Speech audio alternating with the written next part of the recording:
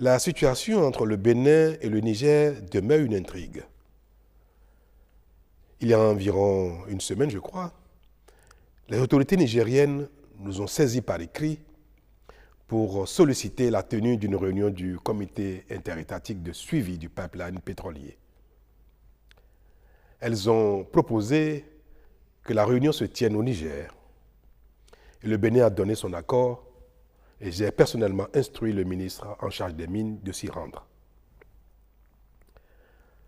Il s'y est donc rendu le lundi dernier et les trois parties, c'est-à-dire le Bénin, le Niger et la société chinoise WAPCO, se sont retrouvés à Niamey pour évoquer les voies de mise en œuvre normale du contrat de transit du pétrole nigérien par le Bénin.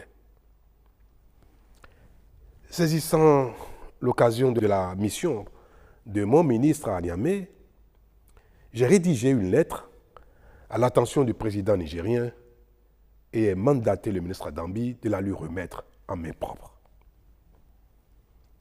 En ce qui concerne la réunion du comité interétatique, le Bénin, par la voix de son ministre, a réitéré la disponibilité de l'administration béninoise, notamment la douane, à coopérer avec la douane nigérienne en vue du chargement normal et régulier du pétrole nigérien au terminal de Sémé, pour autant que les formalités douanières de transit soient possibles. Je rappelle que les formalités douanières de transit ne sont possibles que si le passage des biens par les frontières est permis.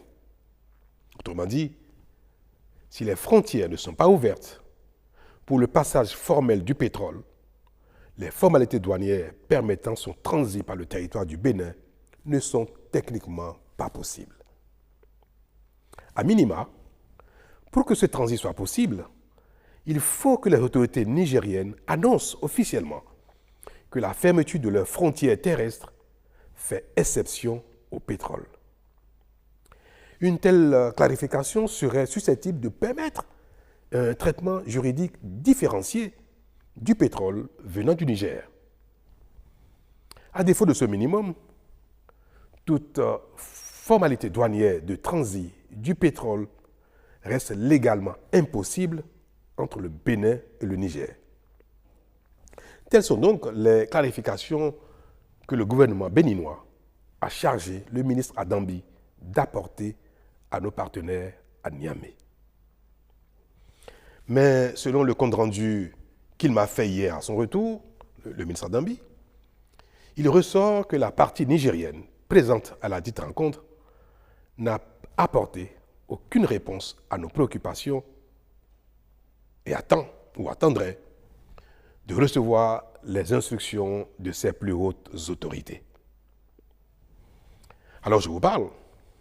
Je n'ai reçu aucune clarification ou information de nos frères nigériens allant dans le sens attendu par tous. Mieux,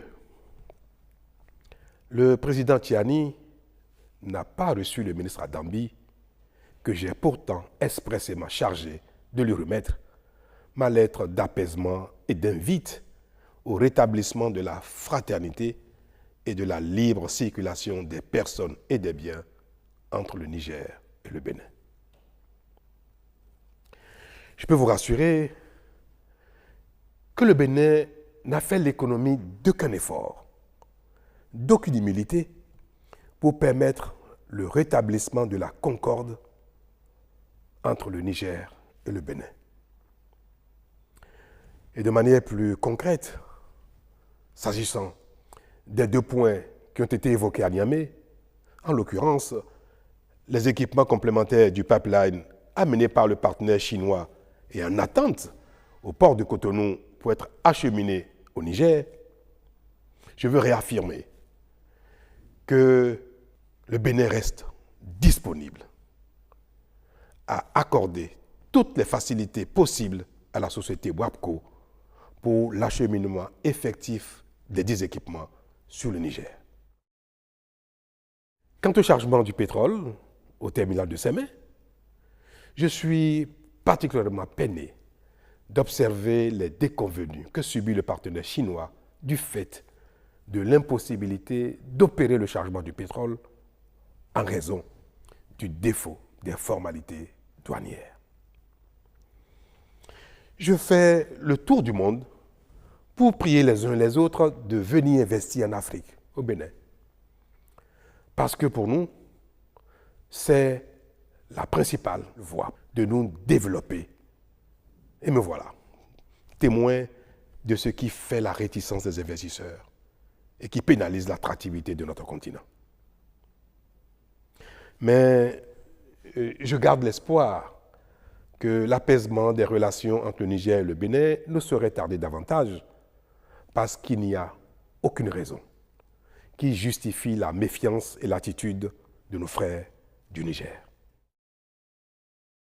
Le temps de la protestation et des sanctions en raison du coup d'État qui a eu lieu au Niger est passé. Ce temps est passé pour tout le monde.